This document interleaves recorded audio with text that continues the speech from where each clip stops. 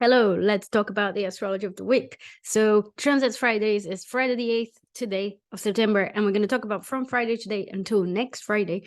What is reflection in the sky and the astrological transits that we can use in a constructive way, in a positive way, to create the life that we want to live rather than be afraid and scared of all of these planetary movements that keep going on, right? So, today, what we're going to be mostly talking about and covering will be the new moon. So new moon will be happening between the 14th or the 15th of September next week, depending where you are in the world. So I think this is the thing that's the most eventful thing of this week that we're going to be looking at and seeing what kind of intentions can you set with this new moon and how can you use this cycle, right? So this is Constructive Astrology. I am Fernanda Paiva Hitchhiking Stars. Welcome again. If you're still coming here more regularly, it's great to see you. And welcome if you just found me as well. That's wonderful. So as per as well, we transits Friday. Tell me, how was your week? What happened to you? How did you experience Venus going forward? I mean, and also the timestamps, if you need to just skip through and have a look at the new moon, feel free. But I love to build a sense of community here. So let me know what happened. Jupiter went retrograde on Monday, and also Venus went direct as well. Was that anything that you saw correlating with this, movement? What was going on there in your life? How was this week for you? Well, for me, it's been very interesting. I did a photo shoot, which, I'm going to be posting a photo soon as well for you to see, or some of it. I'm going to use for my website, so I'm not going to put it all, and also that's too many. But I thought that was actually quite amazing because as Venus is stationed to go direct and very, very close to my midheaven, couple of days later, I was doing a photo shoot, and kind of like getting this new image, personal brand, sort of manifested, and like a real photo shoot, a real actual, personification of it. Let's put it that way. So that was actually quite cool. So yeah, I was thinking and going back to when it went retrograde and forward again. So that's something that I love. It never fails to amuse me how we can use astrology to do that, and to really see this sort of have a sense of timeline with what's going on in our lives. So let me know for you what happened, how you're feeling that. We're still currently having a Sun Jupiter trine. So some astrologers call it the luckiest day of the year. I don't know if it's the luckiest day of the year, really. I mean, Sun trine Jupiter, nice, is a nice flowing energy, but I'm just having a very hot day here in England. We have like a heat wave, and there's nothing super lucky about today, I have to say. But it's a pleasant day. It's not being a horrible day either. So let me know, what's your experience? What's been going on for you with this energy? So I'm just gonna run through the weekend just to show you more or less. But like I said, I want to focus more on the new moon so we can have a look at the energies and think about this new cycle and how do you want to set the intentions and how do we want to be focusing on the day of the new moon. All right. So this weekend we'll have a moon coming to oppose Pluto, so maybe that could be a kind of an intense mood, an intense emotional sort of feeling going around during this weekend. Moon reflects passing moods and things that don't last very long. So here we've got Monday, moon in Leo.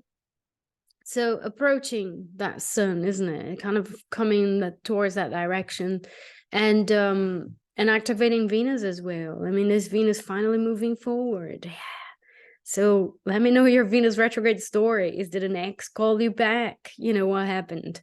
And then we've got Tuesday, moon in Leo, and on Wednesday, the 13th, we already have moon in Virgo. So the main thing about this new moon as well, and so we're already getting the vibes of the new moon, and in general the week of the new moon, or the week of the build up to the new moon, is a week where we have less energy, where we need to rest a little bit more, where we need to save our energy a little bit more, integrate what happened in the last cycle as well. So it's a slower pace Yeah, just to mention that to you, or to remind you that if you need a little reminder. But here we are on the 14th, and I want to change to the exact moment of the new moon. So you can see the moon is at 21,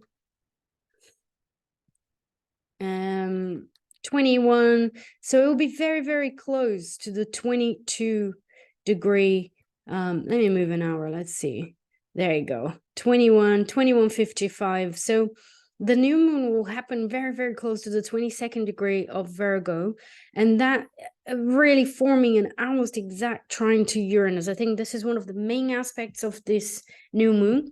But the second main characteristic of this new moon as well, is that this is the day that Mercury will be stationing to go direct. So we've got Mercury stationing to go direct.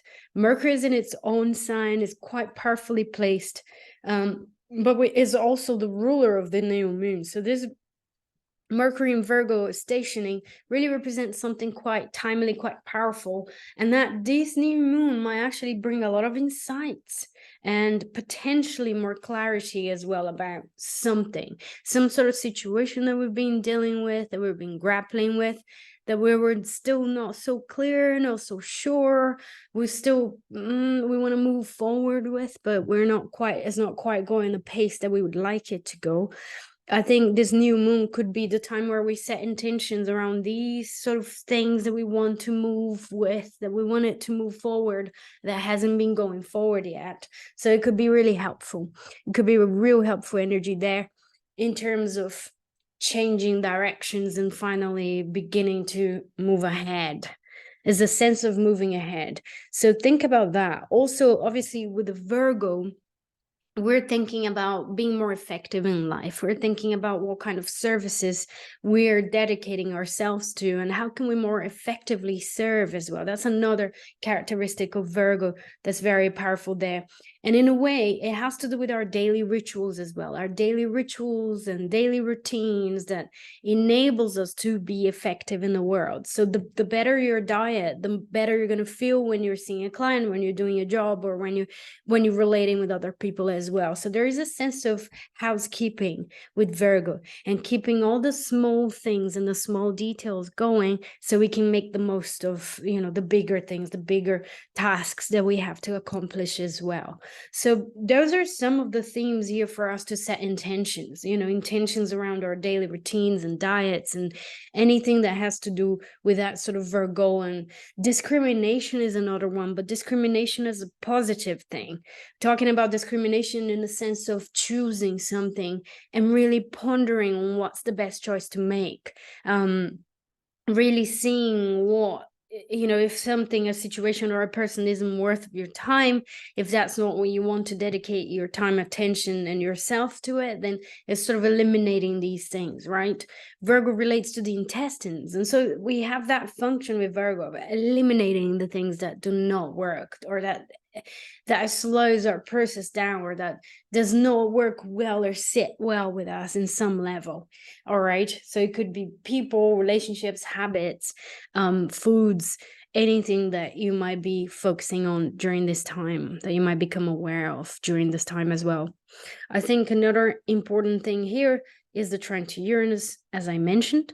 And the trine to Uranus, for me, does give a sense of setting sails again. Even though Uranus is retrograde, I still have this feeling of like a sense of awakening, a sense of insight. That Mercury turning direct on the day as well is like, it's an insightful new moon. It's something that, I don't know, we could have some kind of clarity, some sort of awakening there as well.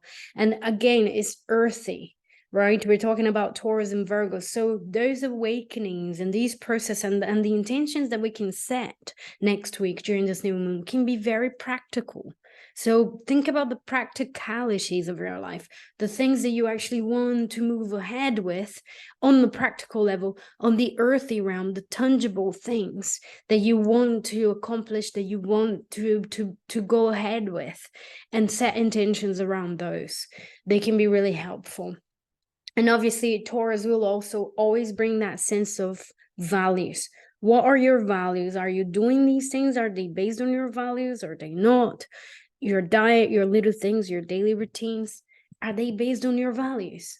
What can that's the discrimination there as well that you can be applying during this time and setting these intentions for, right? And then the other energy that's happening there as well is Venus, 14 degrees Venus in Leo in square to Jupiter. So there is a kind of a conflicting set of energies here. On one hand, we have the new moon in Virgo, Mercury stationing to direct in Virgo as well, and this sort of sense of clear, doing the housekeeping that I mentioned, and doing the small things and paying attention to the details and making sure things are working.